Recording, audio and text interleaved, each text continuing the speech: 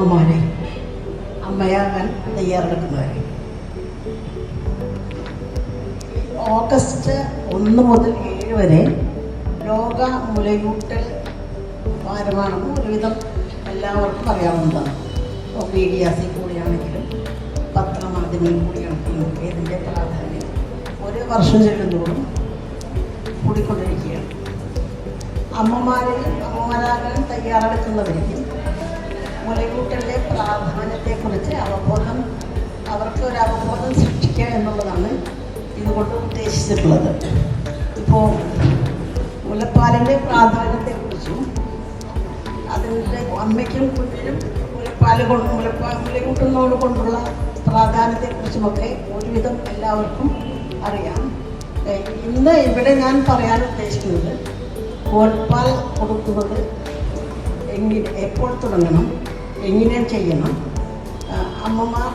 അമ്മമാരെ അതിനുവേണ്ടി എങ്ങനെ തയ്യാറെടുപ്പിക്കണം, എന്തൊക്കെ അമ്മമാർ ചെയ്യാതിരിക്കാം, സമൂഹത്തിനും കുടുംബത്തിനും ശരിയായ മുലയൂട്ടൽ നടത്താൻ അമ്മയെ സഹായിക്കാൻ എങ്ങനെയൊക്കെ സഹായിക്കാൻ പറ്റും എന്നുള്ള കാര്യങ്ങളൊക്കെ വളരെ ചുരുങ്ങിയ രീതിയിൽ ഞാൻ പറയാൻ ആഗ്രഹിക്കുകയാണ്. നമുക്കറിയാം, കുഞ്ഞിൻ്റെ മുലയൂട്ടലിന് വേണ്ടി അമ്മമാരുടെ തയ്യാറെടുപ്പ് ആദ്യത്തെ 1000 ദിവസമാണ്. ആദ്യത്തെ 1000 ദിവസം എന്ന് വെച്ചാൽ കുഞ്ഞ് പിറന്നിട്ടുള്ള 1000 ദിവസമല്ല, കുഞ്ഞായിരിക്കുന്ന ഭ്രൂണം അമ്മയുടെ വയറ്റിൽ കുറുക്കുന്നത് തുടങ്ങി 2 വയസ്സ് വരെയുള്ള കാലം. അതാണ് ആദ്യത്തെ 1000 ദിവസം. ഗർഭാവസ്ഥയിൽ തന്നെ അമ്മയ്ക്ക് ആവശ്യമായ പോഷകങ്ങളും മറ്റെല്ലാം നൽകി ഒരു ഹെൽത്തി ഭ്രൂണത്തിനെ വളർത്തിയെടുത്ത് ഒരു കുഞ്ഞ് ജനിക്കുന്നതോടുകൂടി കുഞ്ഞ് ജനിച്ച ആദ്യ നിമിഷം തന്നെ 1 മണിക്കൂറിനകത്ത് തന്നെ മുലയൂട്ടൽ തുടങ്ങുകയാണ്.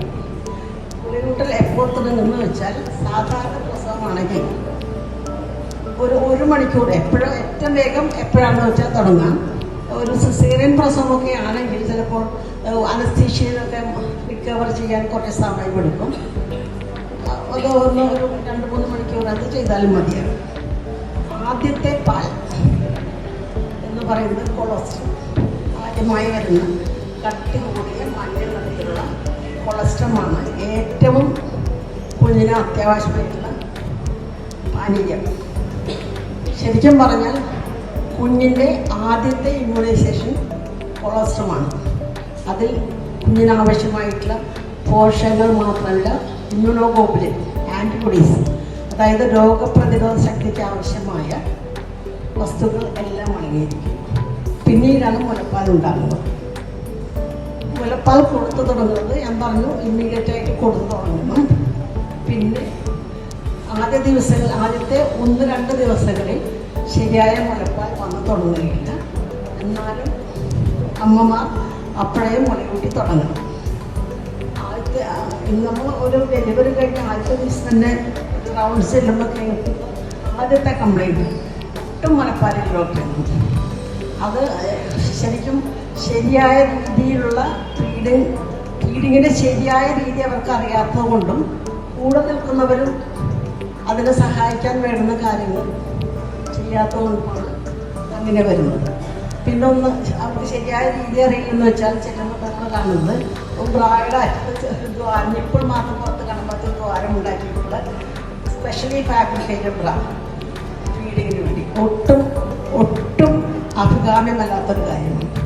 ആദ്യത്തെ ഒരു ബട്ടൺ വെച്ചിട്ട് ബ്രച്ചിൻ്റെ ഒരു ഭാഗം പുറത്തിട്ട് അങ്ങനെയൊക്കെയാണ് കണ്ടുവരുന്നത്. തീരെ ശരിയായ രീതിയല്ല. ഒരിക്കലും അത് പ്രോത്സാഹിപ്പിക്കാനും പാടില്ല. പിന്നെ എങ്ങനെയാണ് മുലയൂട്ടുന്നത് അമ്മയെ പഠിപ്പിച്ചു കൊടുക്കേണ്ടത്. ഏത് ഭാഗത്താണോ കുഞ്ഞിന് ഏത് ഭാഗത്തുനിന്ന് മാരകമാണ് കുഞ്ഞ് നൽകാൻ പോകുന്നത് ആ ഭാഗത്തേക്ക് തല വെച്ചിട്ട് അമ്മയുടെ കൈത്തണ്ടയിൽ കുഞ്ഞ് കിടത്തിയിട്ട് അമ്മയുടെ വയറിനോട് കുഞ്ഞിൻ്റെ ശരീരം തട്ടിപ്പിടിച്ച് കഴിഞ്ഞിട്ട് വായ ഫുള്ളായിട്ട് തുറന്ന് ഇപ്പോഴും അതിൻ്റെ കറുത്ത അരിയോള എന്ന് പറഞ്ഞ കറുത്ത ഭാഗവും വായ്ക്കകത്തേക്ക് തള്ളി വെച്ച് താടിഭാഗം അമ്മയുടെ മാറിടത്തിൽ മുട്ടി മൂക്കിൻ്റെ ഭാഗം സ്വല്പം ഉയർത്തി വെച്ച് ആ കിടപ്പ് കുഞ്ഞിന് ഏറ്റവും സുരക്ഷിതമാണ്.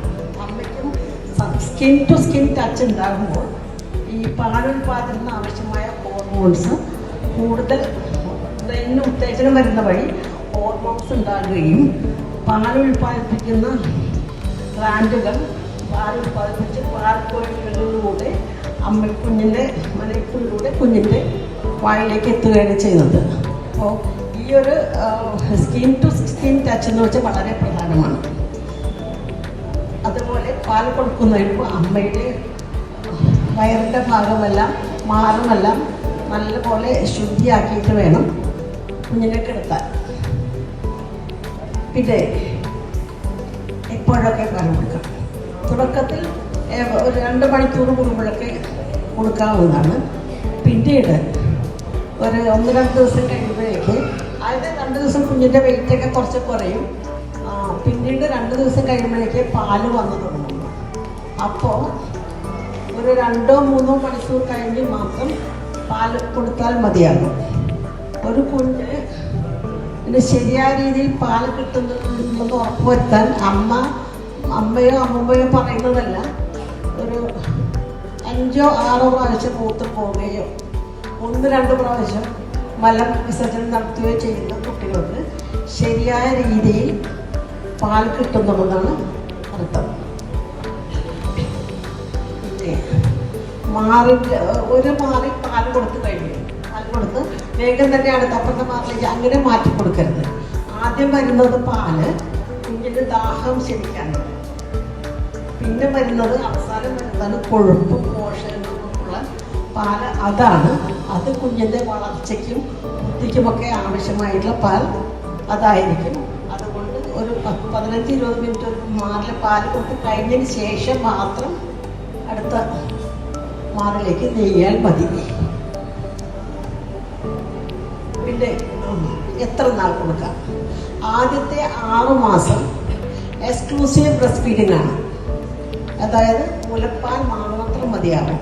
ഇതിനാവശ്യമുള്ള ജലാംശം തുടങ്ങി കാർബോഹൈഡ്രേറ്റ്, പ്രോട്ടീൻ, കൊഴുപ്പ്, ധാതുലവണങ്ങൾ, പിന്നെ ആൻറ്റിബോഡി, കുഞ്ഞിൻ്റെ പ്രതിരോധ ശക്തിക്ക് ആവശ്യമായ, അതായത് കൂടക്കെടുള്ള വയറിളക്ക രോഗങ്ങളും ശ്വാസകോശ രോഗങ്ങളുമെല്ലാം തടയാനുള്ള ആൻറ്റിബോഡി എല്ലാം ആവശ്യമായ അളവിൽ ആവശ്യമായ ഊഷ്മാവിൽ ഏറ്റവും സംശുദ്ധമായി കിട്ടുന്നൊരു സാധനം 6 മാസം വരെയുള്ള കുട്ടികൾക്ക് വെറും മുലപ്പാൽ മാത്രം കൊടുക്കാൻ പറ്റും. യാതൊരു സംശയവുമില്ല, മുലപ്പാൽ തന്നെ ഏറ്റവും ഉത്തമമായ ആഹാരം. അത് നമുക്ക് ഈശ്വരൻ തന്നിട്ടുള്ളൊരു വരദാനമാണ്. അത് ഒരിക്കലും അത് വേണ്ടാന്ന് വയ്ക്കാതിരിക്കുക. ഇപ്പോൾ കുറേ കൂടെ ആൾക്കാർ ബോധവാന്മാരാണ്. പണ്ടൊക്കെ എന്ന് പറഞ്ഞാൽ ബ്യൂട്ടി ആംഗിളിൽ നോക്കിയിട്ട് പലരും പാല് കൊടുക്കാൻ മടിക്കുന്ന ഒരു അവസ്ഥയുണ്ടായിരുന്നു. ഇപ്പോൾ കുറേ കൂടെ അത് എല്ലാവരും പാല് കൊടുക്കണം എന്നുള്ള നിർബന്ധമായിട്ട് അറിയാവുന്നതുകൊണ്ട് വ്യത്യാസമില്ല. ബുദ്ധിശക്തിയുള്ള കുട്ടികളുണ്ടാവണമെന്നുണ്ടെങ്കിൽ മുലപ്പാൽ തന്നെ കൊടുക്കണം. 6 മാസം വരെ എക്സ്ക്ലൂസീവ് ബ്രസ്റ്റ് ഫീഡിങ് വളരെ അത്യാവശ്യമാണ്. അത് കഴിഞ്ഞിട്ടാണ് ഖരപദാർത്ഥങ്ങൾ സ്റ്റാർട്ട് ചെയ്യേണ്ടത്. 1 വയസ്സിന് ശേഷം മാത്രമേ മറ്റു മൃഗങ്ങളുടെ പാല് കൊടുക്കാൻ പാടുള്ളൂ. എനിക്ക് 2 കാര്യമാണ് മെയിനായിട്ട് പറയാനുള്ളത്. ഒന്നാമത്തേത്, അമ്മയ്ക്കും കുട്ടിക്കും ഒരു സമാധാനപരമായിട്ട് ഫീഡ് ചെയ്യാനുള്ള ഒരു അറ്റ്മോസ്ഫിയർ വീട്ടിൽ ക്രിയേറ്റ് ചെയ്യും.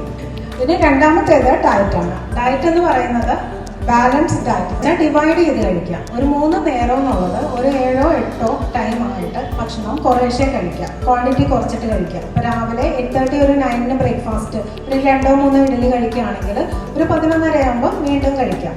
അങ്ങനെ ഡിവൈഡ് ചെയ്ത് വേണം കഴിക്കാനായിട്ട്. പിന്നെ പച്ചക്കറികളും പഴവർഗ്ഗങ്ങളും ഒക്കെ കമ്പൽസറി ആയിട്ട്, കാരണം അതിലാണ് കൂടുതൽ മൈക്രോ ന്യൂട്രിയൻസ് എന്ന് പറയും. നമ്മുടെ ആൻറ്റി ഓക്സിഡൻസ് കൂടുതലൊക്കെ അടങ്ങിയിരിക്കുന്നത് വെജിറ്റബിളിലും ഫ്രൂട്ട്സിലുമാണ്. അപ്പോൾ അത് നിർബന്ധമായിട്ട് ഇൻക്ലൂഡ് ചെയ്യാം.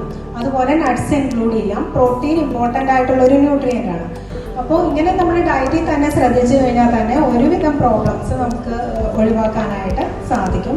പിന്നെ ഡെലിവറി കഴിയുന്ന പലരും ബെഡിൽ തന്നെ കിടക്കാം ഫുൾ ടൈം. അത് വേണ്ട, ഇടയ്ക്കൊന്ന് നടക്കുകയും നമ്മുടെ ഡൈജഷനൊക്കെ പ്രോപ്പറായിട്ട് നടന്നാൽ മാത്രമല്ലേ നമുക്ക് വേറെ ഫുഡ് കഴിക്കാൻ പറ്റുള്ളൂ. അല്ലാതെ ഏത് നേരം ഒരു സ്ഥലത്ത് ഇരിക്കുകയും കിടക്കുകയും ചെയ്ത് കഴിഞ്ഞാൽ അത് സാധ്യമാവില്ലല്ലോ. ഇടയ്ക്ക് കുറച്ച് നേരമൊക്കെ ഒന്ന് വീടിൻ്റെ ഉള്ളിൽ തന്നെ അങ്ങോട്ടും ഇങ്ങോട്ടും ഒന്ന് നടക്കുകയൊക്കെ ചെയ്യുന്നതും വളരെ നല്ലതാണ്. പിന്നെ ന്യൂട്രിയൻ റിച്ച് ഡയറ്റ് എന്ന് ഞാൻ പറഞ്ഞു, അതിനോടൊപ്പം തന്നെ അബ്സോർപ്ഷനും ഇമ്പോർട്ടൻ്റ് ആട്ടോ. ന്യൂട്രിയൻസ് മാത്രം കിട്ടിയിട്ട് കാര്യമില്ല, അതിന് നമ്മുടെ വയറ് ക്ലീൻ ആയിരിക്കണം. ഗ്യാസ്ട്രിക് ട്രബിൾസ് ഉണ്ടാവാതിരിക്കാനായിട്ട് ഫൈബർ വെച്ച് അബ്സോർപ്ഷൻ ഒരുപാട് സഹായിക്കുന്നുണ്ട്. ഫൈബർ, നാരുകൾ അടങ്ങിയിട്ടുള്ള ആഹാര സാധനങ്ങൾ കൂടുതലായിട്ട് ഭക്ഷണത്തിൽ ഉൾപ്പെടുത്താം. അതായത് പച്ചക്കറികളിലൊക്കെ നന്നായിട്ട് നാരുകൾ അടങ്ങിയിട്ടുണ്ട്, അത് കഴിക്കാവുന്നതാണ്. വെജിറ്റബിൾസ് കൂടുതലായിട്ട് ഡയറ്റ്, അത് റോ ആയിട്ടും വേണം, കുക്ക്ഡ് ഫോമിലും കഴിക്കാം. കുക്ക് ചെയ്ത വെജിറ്റബിൾസിൽ ഫൈബർ കണ്ടന്റ് ഒക്കെ കുറയും. റോ ആയിട്ട് സാലഡ്സ് ഒക്കെ കൂടുതലായിട്ട് ഇൻക്ലൂഡ് ചെയ്യാം. അപ്പോൾ റോ വെജിറ്റബിൾസിൽ കൂടുതലായിട്ട് നമുക്ക് ഫൈബറൊക്കെ കിട്ടും. അതുപോലെ തൈര്, മോര്, ഇതൊക്കെ പ്രൊബയോട്ടിക്സ് ആണ്, നമ്മുടെ വയറിനൊക്കെ നല്ലതാണ്, ഡൈജഷന് നല്ലതാണ്. അപ്പോൾ ഇങ്ങനെയുള്ള ആഹാര സാധനമൊക്കെ ഉൾപ്പെടുത്താം.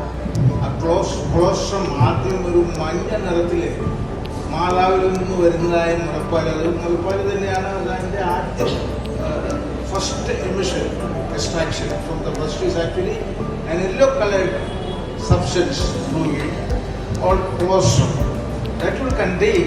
അത് ഞാൻ മലയാളത്തിൽ തന്നെ പറയാം, അത് ഒട്ടുമിക്ക രോഗങ്ങൾക്കും നിലവിലിരിക്കുന്ന രോഗങ്ങൾക്കും അമ്മ കടന്നു വന്ന ആ സാഹചര്യത്തിൽ അവർക്ക് ഉണ്ടായിട്ടുള്ള, അവർ കോൺട്രാക്ട് ചെയ്തിട്ടുള്ള പ്രധാനപ്പെട്ട എല്ലാ രോഗങ്ങളുടെയും പ്രതിരോധ ശക്തി ഉൾക്കൊള്ളുന്നതാണ് ആദരാഗ്രഹം.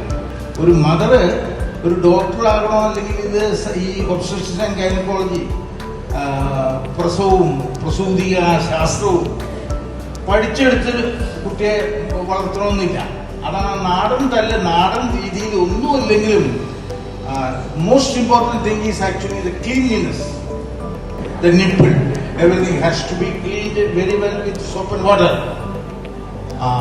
എന്നിട്ടാണ് ഫീഡ് ചെയ്യാൻ പറ്റുള്ളൂ. പിന്നെ വേറൊരു കണ്ടീഷൻ ഉണ്ടാവും, ഈ ഇൻവേർഷൻ ഓഫ് ദ നിപ്പിൾ. അപ്പോൾ as far as I know, you are all sitting here stalwarts and panaceas in the profession, yet to my knowledge I believe the mother has to be taught how the nipple must be prepared for the baby to suck. Beforehand, before delivery, the nipple has to be pulled out, so that it is ready for the baby to suck.